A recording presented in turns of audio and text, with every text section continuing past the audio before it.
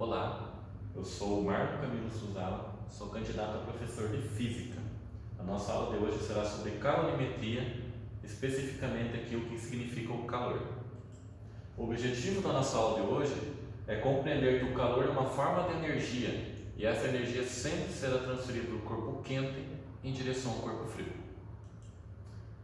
Agora é o seguinte, pessoal, vamos prestar atenção aqui. Um café quente esquecido em cima da minha mesa, por que a temperatura dele reduziu? Então, quem de vocês até hoje, que praticamente nunca esqueceu um café, foi fazer alguma coisa e de repente quando retorna o café está gelado, o café está frio? O que acontece, gente? Pensa um pouquinho aí, o café esfriou, ou seja, o ambiente gelou, a sala gelou o café. Tá, tudo bem, é uma explicação que era esperada, tá? Mas vamos pensar na seguinte questão aqui também, segunda questão. Um suco gelado esquecido em cima da minha mesa. Digamos que eu esqueci também um suco gelado, um refrigerante gelado em cima da minha mesa.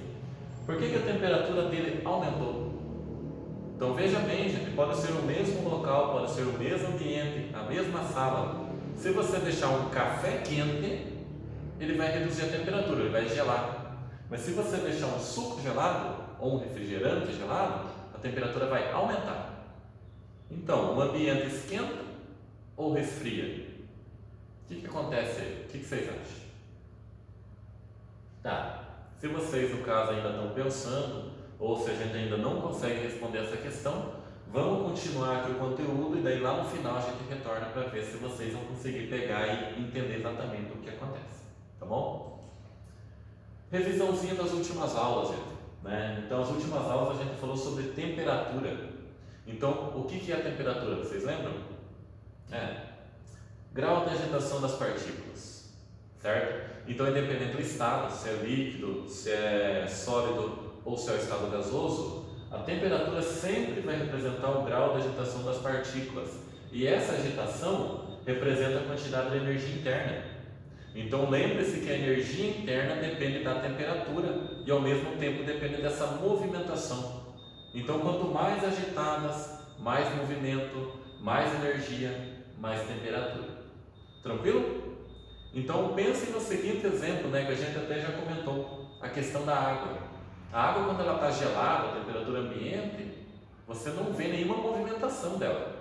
Mas quando você coloca ela para esquentar e antes dela começar a ferver, você já começa a pegar e perceber que ela está levantando fervura, ou seja, que ela está fazendo aquelas bolinhas. Então pense, quando a água começa a ficar mais quente, ela começa a pegar e aumentar o nível de energia, ou seja, aumentar a agitação. Então quanto mais agitada, maior a temperatura.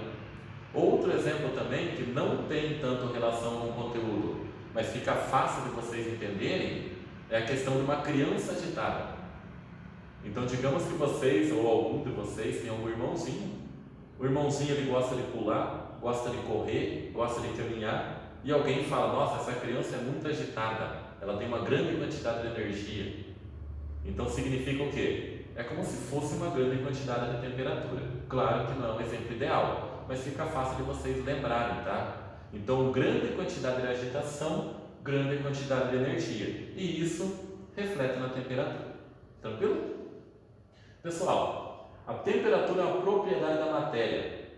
O que significa afirmar que é uma propriedade da matéria? Todos temos temperatura. Então vocês têm temperatura, a mesa tem temperatura, eu tenho temperatura, a cadeira tem temperatura.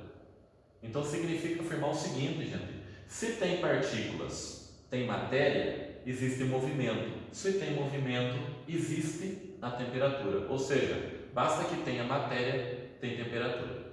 Certo? Para não existir temperatura, a única situação que você poderia pegar e citar, pessoal, é a questão do vácuo, do vazio, do espaço. Então no espaço não existe temperatura. Por quê? Porque não existe nem ar, ou seja, não existe partícula nenhuma. Então quem que vai vibrar? Ou seja, se não existe partícula vibrando, não existe temperatura. Beleza? Lembram disso? E agora a questão aqui do calor. Ou seja, até agora a gente falou sobre temperatura, a gente colocou o início, no caso, as duas questões, mas até ao momento a gente não falou sobre o que é o calor, tá? O que significa o calor? Vamos pegar e deixar claro uma coisa, tá? Aquela questão de você pegar e falar o seguinte: hoje eu estou encalorado, hoje está calor. Isso no caso são conceitos errados, tá? Eu sei que a gente no caso fala sempre, vocês falam, mas é um conceito errado. A gente aprende com os pais, aprende com os avós, mas no caso a gente tem que saber o que é o correto, tá? Calor, gente, não é uma propriedade da matéria. O que significa eu afirmar isso? Que ninguém possui calor. Ou seja, se não é a propriedade da matéria, você não possui calor. Ah, professor, mas eu tenho uma temperatura alta, ou o corpo tem uma temperatura alta, que é esse exemplo aqui, ó, esse objeto A, que tem uma temperatura elevada, aqui de acordo com o termômetro, não é? Ah, professor, mas ele não tem calor? Não. Ou seja, não é uma propriedade da matéria e não tem calor. Então, quando que o calor vai existir? O calor só vai existir no momento que você aproxima um corpo quente de um corpo frio. Por quê? O corpo quente tem uma grande quantidade de energia, o corpo frio tem uma pequena quantidade de energia, e nesse momento você tem um desequilíbrio. E quando você tem um desequilíbrio, gente, o que pode acontecer depois de um certo tempo? Ou seja, você pode pegar e ter um equilíbrio. O que significa isso? Aquele corpo que tem uma grande quantidade de energia vai ceder essa energia em excesso para aquele outro que tem pouca quantidade de energia. Então você vai ter energia fluindo, a energia passando de um corpo para outro.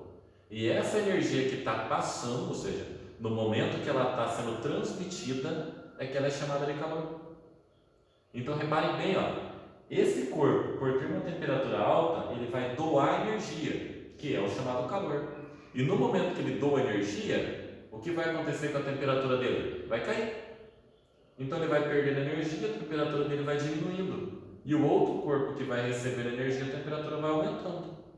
E vai chegar um ponto que os dois vão ter o quê? Mesmo nível de energia. Mesmo nível de energia, gente, é a mesma temperatura. Se é a mesma temperatura, a gente tem essa última situação aqui que a gente chama de equilíbrio térmico. Então, o equilíbrio térmico, gente, nada mais é do que dois corpos com a mesma temperatura. Certo? Então, quando que o calor vai existir? Somente quando tiver um corpo quente e um corpo frio. Ele não vai existir se eu tiver dois corpos na mesma temperatura, porque aí o nível de energia deles é igual. Tranquilo para vocês? Entenderam?